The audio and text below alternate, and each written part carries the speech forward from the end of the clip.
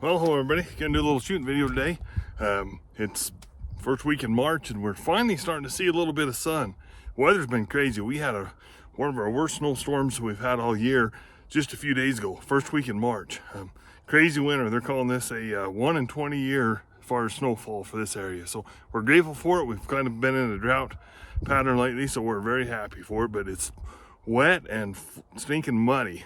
So anyway, we're gonna have a little fun. So the gun we're shooting today is a Winchester model 9422 XTR. So this is the nicer model with the checkered wood on it. Had this gun for a while. You know, you guys have heard me say on this channel that sometimes I like the story behind the gun as much as I do the gun itself. I'll tell you the story behind this gun. I got this gun brand new for my 11th Christmas in 1981. This gun been around the family a long time. We lived close to a river bottom, and I packed this gun a bazillion miles down on that river, shooting squirrels and rabbits and whatever else, and just loved this gun.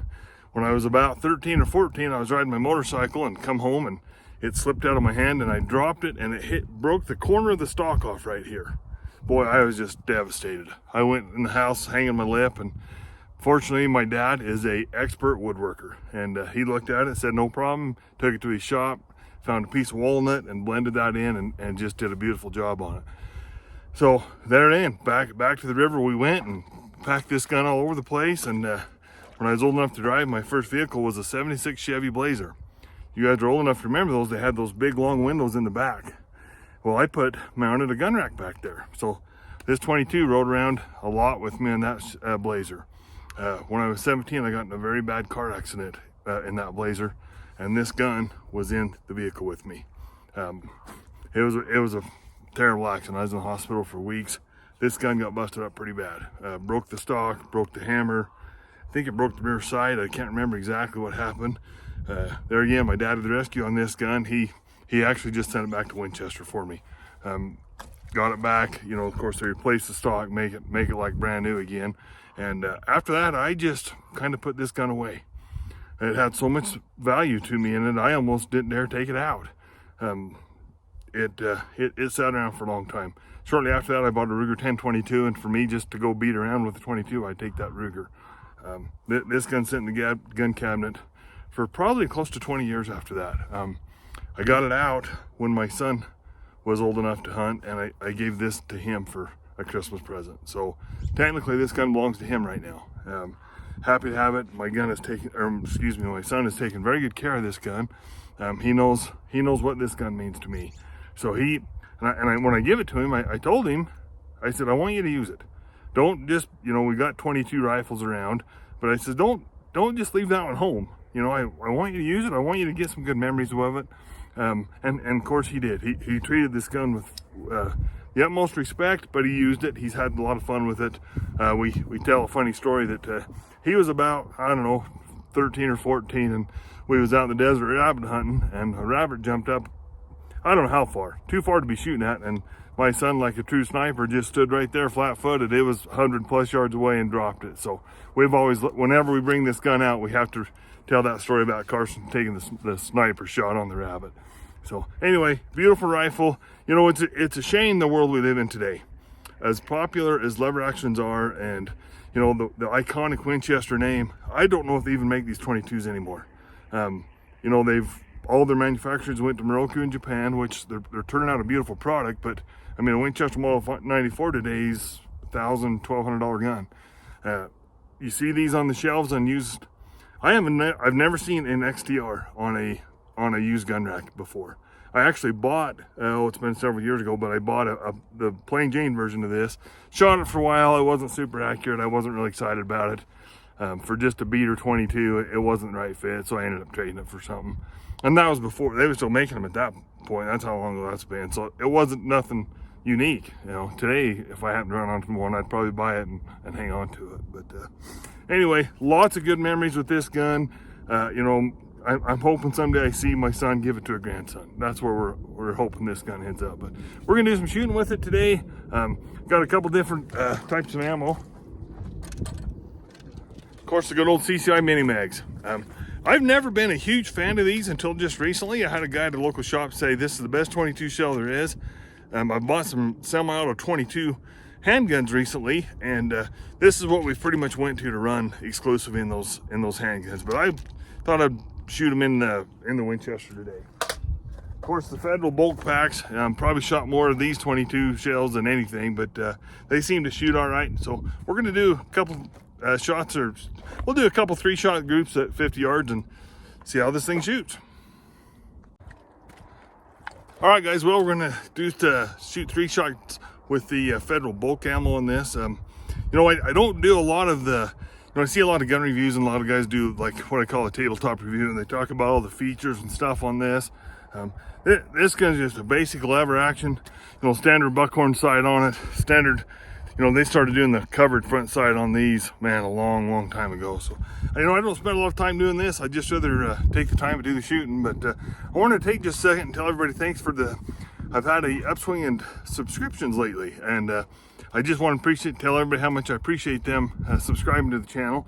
If you're watching this and you haven't subscribed, please just take a second and hit that subscribe button. That helps. That and the thumbs up really helps the channel grow, and hopefully we can keep doing some fun things here. So we'll take a few shots with this and go see how it looks.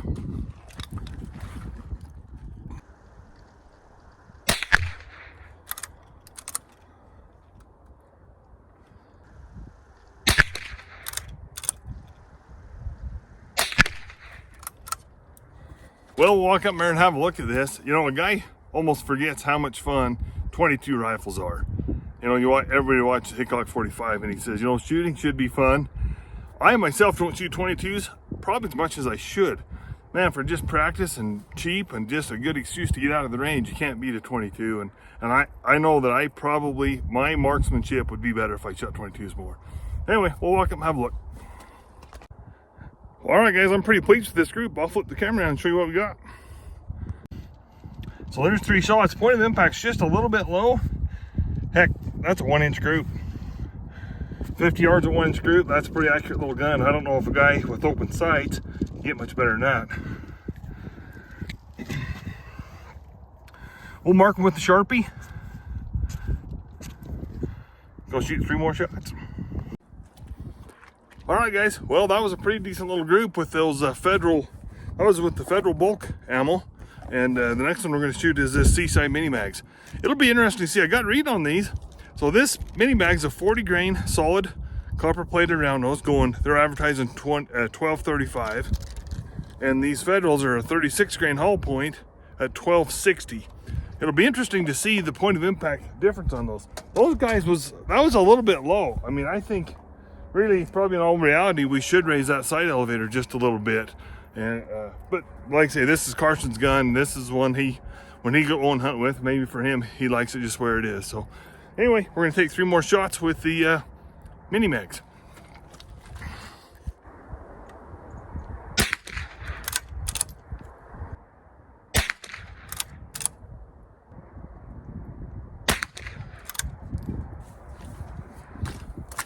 All right, guys, we'll walk in there and have a look. All right, guys, that's interesting. So here's the 3 shots from the Seaside mini mags. There was the Federals. No, that's a 2.5-inch group, or you know, still acceptable.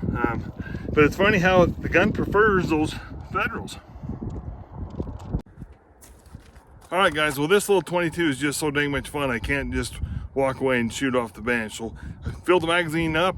We're just going to take some shots offhand at 50 yards at the little steel gongs we have downrange. So here we go.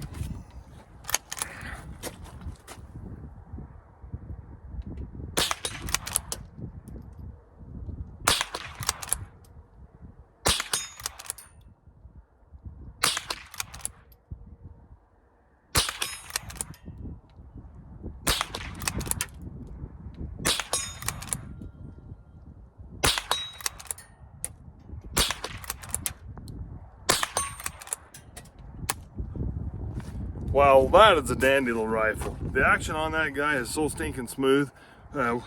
It's just a shame that we can't just go to the Sports Warehouse or Cabela's and buy a new one of these for our kids or grandkids.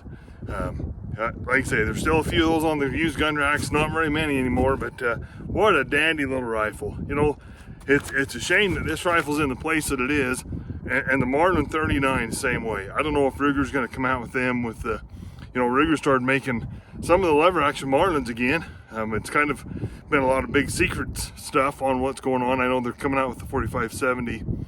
I haven't kept up on it. I hope that Ruger comes out with the 39s.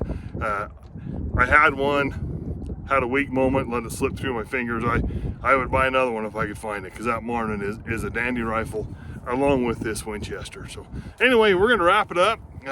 Just like to tell everybody thanks again for subscribing, and if you haven't subscribed, you know, I did some analytics on this channel, and I've only got about 20% of my viewers that are subscribed to the channel. So I ask you again, please subscribe, and let's keep having some fun with this. Leave some comments below. Thanks for watching.